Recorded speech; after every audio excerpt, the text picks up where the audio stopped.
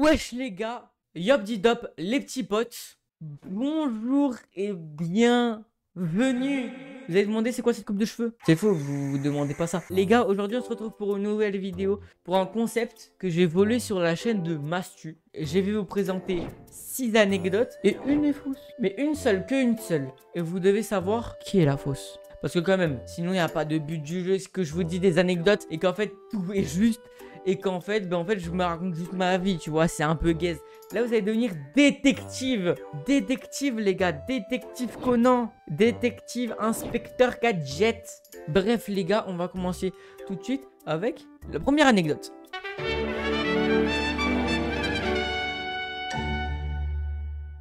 Donc, les gars, à cette époque, j'étais en 6ème. Il faisait froid. On était en hiver et on était devant le collège. Et de plus, les surveillants n'étaient pas là parce qu'on commençait à 9h. Et en 6ème, comme tout le monde, je faisais vraiment tout et n'importe quoi. Mais genre, quand je vous dis n'importe quoi, c'est vraiment n'importe quoi. Quand on me disait « Lucas, jette-toi d'un pont », je me jetais d'un pont. Quand on me disait « Lucas, donne ton pitch », je donnais mon pitch. Ça, c'est de l'harcèlement.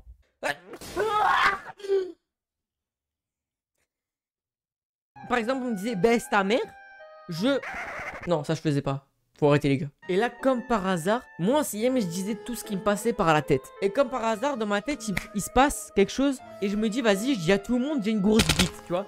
Une big dick. Et là, mes potes, ils me disent, frérot, t'as une big dick. Et si t'as un courage de haut level, vas-y, déshabille-toi. Vas-y, maintenant parle, déshabille-toi. Vous connaissez moi. Moi, je veux pas dire. Je dis à tout le monde, j'ai une grosse bite. Ben, je vais le faire ce qu'ils disent. Moi, j'ai une grosse bite. Il y a mon ego en jeu. Donc, bien sûr que oui, que je vais me mettre nu. Et de plus, pour rappel, il faisait froid. On était devant le collège. Le starter pack du mec trop con. Le starter pack, gros. 6ème, froid, hiver, neige. Collège. Bref, donc je me déshabille comme d'hab. J'enlève ma veste, j'enlève mon pull, j'enlève mon t-shirt. Et genre, je sais pas ce qui m'arrive, mais le t-shirt, je le fais tourner comme une serviette. Tête de ma mère que je l'ai tourné comme ça. Est-ce que c'est bon pour vous? Et donc le pire qui pourrait arriver, je descends mon pantalon. En plus, tu sais, genre 6ème, t'es pas beau, frère. Et genre, du coup, j'enlève mon pantalon. Et donc, qu'est-ce qui se passe? Je me retrouve en caleçon free gun, frère. D'ailleurs, j'ai toujours un caleçon free gun. Attendez, je vous le montre. Donc bref, je me retrouve en caleçon devant tout le collège. Mais là, Hassou, personne n'a vu. Je sais pas comment ça se fait, frère. Mais personne n'a rien vu. Personne ne sait l'histoire, à part mes potes. Quand je raconte l'histoire à des personnes, ils me disent qu'ils n'ont pas vu, que c'est pas possible. Alors qu'il y avait genre énormément de monde devant le collège, les gars. Genre vraiment, il y a vraiment beaucoup de monde. Il devait y avoir une centaine de personnes par là, dans ces eaux-là, devant le collège. Bref, fin de la première star, les gars. Est-ce que c'est la vraie? Est-ce que c'est la fausse? Je ne vous dirai pas, parce que vous devez être détective. Perdons pas plus de temps. Deuxième anecdote.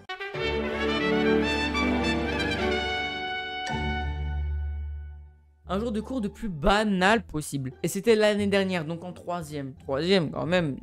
Entre 6ème, première anecdote, et 3ème, deuxième anecdote, gros.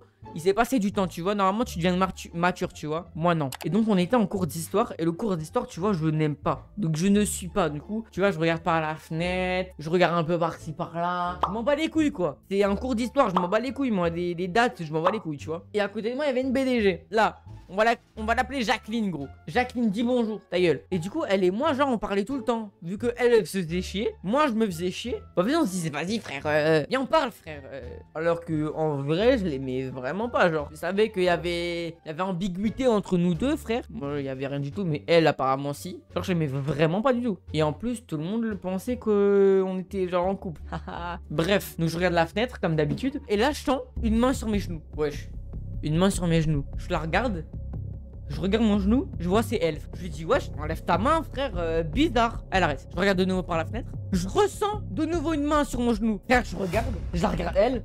C'est de nouveau elle. Non, je vais péter un câble. Là, je lui dis, frérot, arrête de me toucher la cuisse, frère, c'est bizarre. La prochaine fois, frère, je fais un truc. Il y avait déjà des gens qui voyaient qu'elle me touchait la cuisse, t'as capté? Mais ils croyaient que moi, j'étais dans le délire, tu vois, alors que moi, pas du tout. Je regarde la fenêtre de nouveau. Là, je ressens, frère. Je la regarde, je lui dis, vas-y, touche mes couilles, même. Touche mes couilles. Il y a tout le monde qui me regarde, il y a tout le monde qui rigole. Je ne sais pas comment c'est possible, mais par chance, le prof n'a même pas entendu, frère. J'ai quand même dit, vas-y, touche mes couilles maintenant. Suce mes couilles, non, j'ai pas dit ça.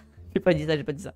Donc voilà, deuxième anecdote. Tout le monde croyait qu'on était en couple après et qu'elle m'avait sucé. Non, ça non. Mais tout le monde avait cru que j'étais en couple avec elle alors que non. Fin de deuxième anecdote. Et puis place à la troisième anecdote. Peut-être la fausse.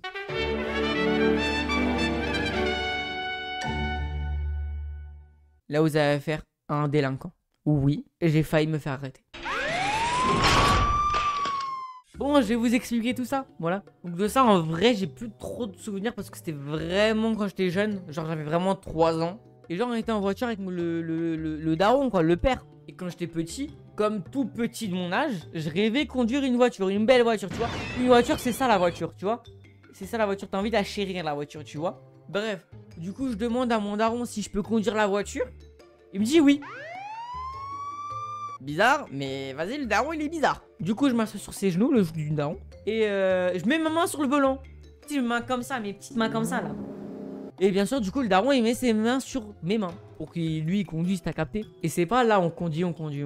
Et là, je vois le daron, il grille un feu. Putain, bizarre, il grille un feu. Vas-y, Bélec. Il grille 2 feux. Wesh, tu veux te faire arrêter ou... Il grille 3 feux, wesh. Non, là, il cherche. Donc, vous savez ce qui va se passer. La police vient. On va se faire arrêter. Attention. Déjà, la première chose qu'il demande à mon daron, tu le bouges derrière. Parce que toi, t'as pas le droit, ok? T'as pas le droit de faire ça. Parce que là, tu vas aller en prison. Et ton fils en garde à vue. Ils ne disent pas ça, non, ils ne disent pas ça. Ils disent juste, toi, le petit là, tu vas là, ok? Genre, moi, étant petit, genre, j'étais un peu déjà l'homme de la maison, t'as capté? Et donc, je leur dis sereinement aux policiers à 3 ans.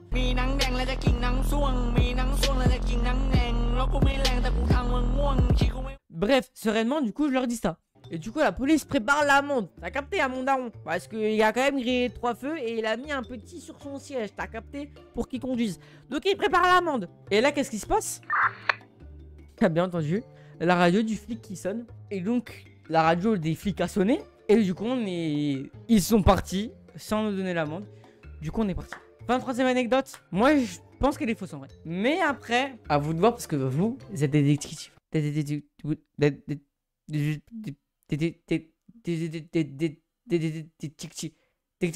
Ah!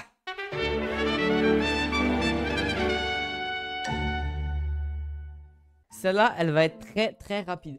Donc il y a 3 ans maintenant, dans mon ancienne maison, ben une semaine avant que je déménage, et ben il y a un gars, il venait déménager dans notre appartement du coup. C'était très bizarre avant parce que c'était vraiment un immeuble que de couples et de vieux. Et il était vraiment jeune, sans couple. Bizarre! Bizarre! Et du coup, le soir, avant qu'on déménage, nous, et ben on entendait des bruits bizarres venant d'en haut. Où le mec il était. Je veux pas dire, mais tu étais très bizarre, mon gars. Tu tues des gens, quoi. Tu les trucides. Non, mais oh. Mais bon, on s'en foutait un peu de lui. Donc, on déménage. Et donc, 2 mois après, on revoit un ancien voisin à nous. Donc, il était bien, il était trop gentil et tout. Il nous parle un peu de sa vie et tout. Et à un moment, il nous parle de ce mec, du coup, qui a déménagé avant qu'on déménage. Et bah, il se trouvait que ce mec, bah, maintenant, il se trouve en prison. Et en fait, il s'avérait qu'en fait, il était atteint de schizophrénie. Il a tué plusieurs chiens, chats et animaux. Et il a tué sa femme. La dague. Est-ce que c'était la bonne anecdote? La vraie, la fausse? À vous de voir. En place pour la 5e anecdote.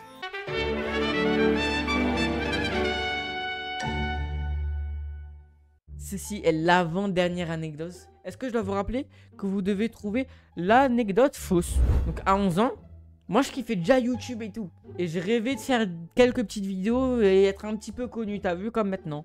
Mais par peur, je les postais pas, tu vois. Et bref, du coup, comme je kiffais beaucoup l'univers de YouTube, et comme avant c'était vraiment tu filmes tout ce que tu veux, ben je demande à un pote, viens frérot, on sort dehors. Et on fait une petite vidéo comme ça, tu vois. Et t'inquiète, je la posterai pas, tu vois. C'est juste pour les souvenirs. Et du coup, il me dit, vas-y, viens, on filme, je suis trop chaud. Et donc, je commence l'enregistrement et tout. Et en bas de chez moi, de mon ancien appart, il y avait donc un garage. Et en fait, au bout de 10 minutes d'enregistrement, mon pote me dit, frérot, juste, tu peux ouvrir le garage parce que je vais juste vérifier un truc. Je reviens genre dans 5 minutes. Et du coup, moi, je le dis très gentiment, mon gars! Bien sûr que je te donne mon gars. Viens mon gars, vous toi. Je lui fais vraiment confiance à 100%, t'as vu?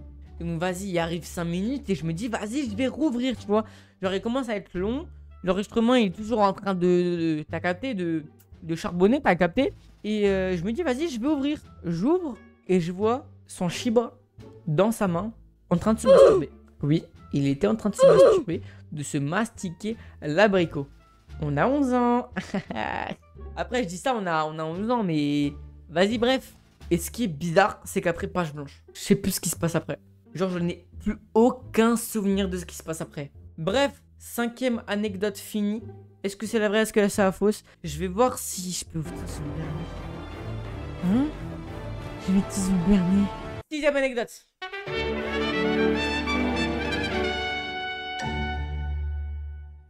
Donc 6e et dernière anecdote. Pour cette anecdote, on était en 3e. D'ailleurs, il s'est passé vraiment beaucoup de choses en 3e. Et du coup, on était en EPS. Et en EPS, on faisait basket. Et du coup, de base, je suis vraiment trop gaze au basket. Mais quand je te dis gaze, c'est vraiment gaze. Le mot gaze, je suis encore plus nul que le mot gaze. Mais là, du coup, je sais pas pourquoi. Mais genre, je suis dans la zone, frère. Je suis trop fort. Hop là, je suis petit shoot. T'as capté? Là, j'étais trop fort, frère. Et donc, premier match, je le gagne facilement. Et deuxième match, je suis encore trop fort. Et je veux réceptionner une passe. Et en fait, mon petit doigt, il fait... Et là, du coup, j'entends un...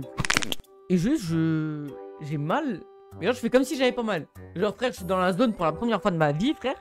Non, non, pas pour moi, ça. Non, non. Tu vas pas me gâcher ma zone. Je te dis direct. Reste dans ta zone. Je suis dans ma zone. Bref, du coup, le deuxième match est fini.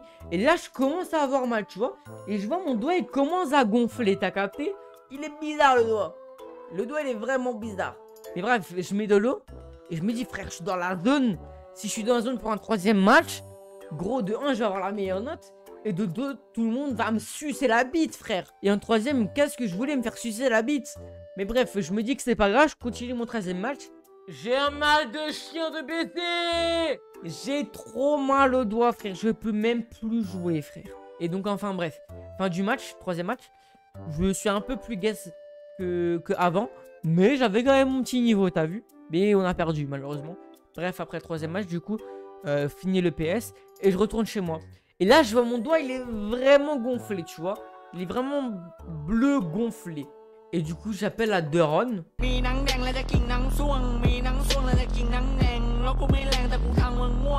Là, je lui dis sereinement. Bref, elle me dit qu'il faut mettre un bandage sur les 2 doigts parce que sinon tu vas te faire mal, t'as capté. Et du coup, après, on a acheté une attelle. Je l'ai gardée pendant 1 an. Ouais, pendant 1 an, j'avais mal au doigt. Fin de l'anecdote 6.